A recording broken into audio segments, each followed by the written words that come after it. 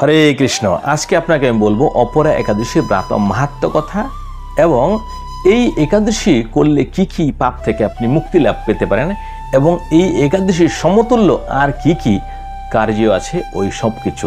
তো আসুন জেনে নেওয়া যাক। এই একাদশী পড়েছে আপনার জ্যৈষ্ঠ মাসে 8 তারিখ, অর্থাৎ ইংরেজি হচ্ছে আপনার 23 মে 2025 শুক্রবার। পালন হচ্ছে পরের দিন আপনার সকাল সূর্যোদয় থেকে শুরু করে 9টা 22-এর মধ্যে। তো এই একাদশীর ব্রত মাহাত্ম্য কথা পদ্ম পুরাণে বর্ণিত আছে। ভগবান শ্রীকৃষ্ণের সাথে মহারাজ যুধিষ্ঠিরের কি কথোপকথন হয়েছিল ওই কথাটাই আপনাকে আমি বলবো। তবে এর মধ্যে লাস্টেও এই কথাও বলেছেন, যদি এই একাদশীর ব্রত মাহাত্ম্য কথা একাদশীর দিনে কেউ পড়ে বা শোনে, সে সহস্র গোদানের সমান পুণ্য ফল লাভ করে থাকে। তো আসুন এই একাদশী সম্বন্ধে শ্রীকৃষ্ণ কি বলেছেন, তো আসুন জেনে নেওয়া যাক বা শ্রবণ করুন ভগবান শ্রীকৃষ্ণ কি বলেছেন এই একাদশী সম্বন্ধে। কোনো এক সময় মহারাজ যুধিষ্ঠিরজি ভগবান শ্রীকৃষ্ণকে জিজ্ঞাসা করেছিলেন যে, হে জনার্দন, জ্যৈষ্ঠ মাসে কৃষ্ণপক্ষে যে একাদশী আসছে ওই একাদশীর নাম কি এবং এই একাদশী ব্রত মাহাত্ম্য কথা আমি আপনার কাছ থেকে বিস্তারিত জানতে চাই।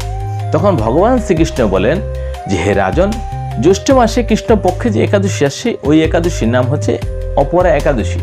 তবে তুমি একটা উত্তম প্রশ্ন করেছো লোক সমাজের জন্য, কেননা এই একাদশী পালন করলে বড় বড় পাপ থেকেও মুক্ত পেতে পারে। এবং ভগবান শ্রীকৃষ্ণ বলেছেন নাম্বার 1-এ যে পয়েন্ট আছে ওতে উনি বলেছেন যে কোনো লোক যে ব্রহ্ম হত্যা করেছেন উনি কিন্তু পাপে ডুবে আছেন, অর্থাৎ ওনার স্থান কিন্তু নরকই হবে। এবং দ্বিতীয়ত হচ্ছে যে সমস্ত লোকেরা গর্ভস্থ বালককে হত্যা করে, তৃতীয় হচ্ছে যারা পরনিন্দা করে, চতুর্থ হচ্ছে যে পরস্ত্রী লম্পট, এই সমস্ত লোকের স্থান কিন্তু নরকেই হবে। এই সমস্ত যে ভুল যারা করে আছে, এই পাপ করে আছে, তাদের অবশ্যই এই অপরা একাদশী করা দরকার। তাহলে এই একাদশী যদি করা হয় তাহলে এই সমস্ত পাপ থেকে ওনারা মুক্তি পান। নাম্বার 2-এ ভগবান শ্রীকৃষ্ণ যে পয়েন্টটা আলোচনা করেছেন সেটা আপনাকে বলবো। ভগবান শ্রীকৃষ্ণ এখানে বলেছেন যে সমস্ত লোকেরা মিথ্যা সাক্ষী দেয়, যে সমস্ত লোকেরা যে কেনাবেচার সময় মাপ তোলে গড়বড় করে, অর্থাৎ ওজনে লোককে কম বেশি দেয়, ঠকায়, এবং যে সমস্ত লোকেরা গ্রহ নক্ষত্র সম্বন্ধে বা জ্যোতিষ্য শাস্ত্র সম্বন্ধে জানে না, কিন্তু তারা নিজেকে কবিরাজ বা বৈদ্য মনে করে চিকিৎসা করে, ওই সমস্ত লোকেদের কিন্তু স্থান নরকে হয়। তারাও যদি এই একাদশী ব্রত পালন করে নিষ্ঠার সাথে, তাহলে তাদেরও সদ্গতি হয়, তাদেরও নরকে যেতে হয় না।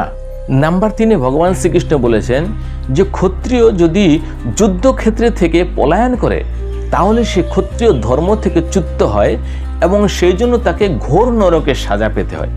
যদি এই সমস্ত ভুলও কেউ করে থাকেন, তাহলেও যদি এই একাদশী ব্রত করেন নিষ্ঠার সঙ্গে উপবাস থেকে, তাহলে সে নরক থেকে মুক্তি পাবে, তাকে আর সে নরক যন্ত্রণা ভোগ করতে হবে না। এই 3 নাম্বার পয়েন্টের মধ্যেই 2 নাম্বার একটা পয়েন্ট আছে, যেটা 1 নাম্বারটা বলেন যে ক্ষত্রিয় ধর্ম, দ্বিতীয় হচ্ছে যে সমস্ত লোকেরা গুরুমন্ত্র নিয়েছে, গুরুর থেকে বিদ্যা শিক্ষা করেছে, অর্জন করেছেন, কিছুটা জেনেছেন, কিন্তু তারপরে সে নিজেই সেই গুরুর নিন্দা করছেন, ওই সমস্ত লোকেরা মহাপাপী হয়, এদের ঘোর নরকে সাজা হয়। ওই সমস্ত লোকেরাও যদি এই অপরা একাদশী করে তাহলে আর সেই নরকে যেতে হয় না, ওই পাপ থেকে মুক্তি লাভ করে। 4 নাম্বার পয়েন্টে ভগবান শ্রীকৃষ্ণ বললেন যে আর কোন কোন পুণ্যের ফল এই একাদশী ব্রতের সমপুণ্যের ফল প্রদান করে। নাম্বার 1-এ বলেছেন যে মকর সংক্রান্তি হয়, ওই সময় যদি কেউ প্রয়াগে গিয়ে স্নান করে সেই ব্যক্তির যে পুণ্য লাভ হয়, এই একাদশী পালন করলে সেই পুণ্য লাভ সে বাড়িতে বসেই পেতে পারেন। ভগবান শ্রীকৃষ্ণ বলেন যদি কেউ কাশীতে গিয়ে শিবরাত্রি পালন করে তাহলে যে পুণ্য ফল লাভ হয়, এই একমাত্র অপরা একাদশী পালন করলেও সেই ফলের সমান পুণ্য ফল লাভ হয়। নাম্বার 3-এ ভগবান শ্রীকৃষ্ণ নাম্বার 3-এ বলেছেন গয়াতে গিয়ে যদি কেউ পিতরদের উদ্দেশ্যে পিণ্ডদান করে, পিণ্ড দান দেনেওয়ালা যে পুণ্য ফল লাভের অধিকারী হয়, এই অপরা একাদশী ব্রত করলে সেই সমতুল্য পুণ্যফল সে পেয়ে যান। 4 নম্বর পয়েন্টে ভগবান শ্রীকৃষ্ণ একটা কথা বলেছেন যে বৃহস্পতি সিংহ রাশিতে স্থির হলে পরে গোদাবরীতে স্নান করনেওয়ালা যে পুরুষ যে ফল প্রাপ্ত হয় এই একাদশী ব্রত করলে, মানে অপরা একাদশী করলে সেই সমান ফল প্রাপ্ত হয়। নাম্বার 5-এ বলেছেন যে বদ্রিকাশ্রমের যাত্রার সময় যদি ভগবান কেদারনাথের দর্শন করা যায়, যেই পুণ্যফল লাভ হয় তাতে এই অপরা একাদশী করলে সেই পুণ্যফল লাভ হয়ে যায়। এবং আরেকটা পয়েন্ট বলেছেন যে বদ্রী তীর্থের সেবা করলে সেই পুণ্যফল উপলব্ধি হয়।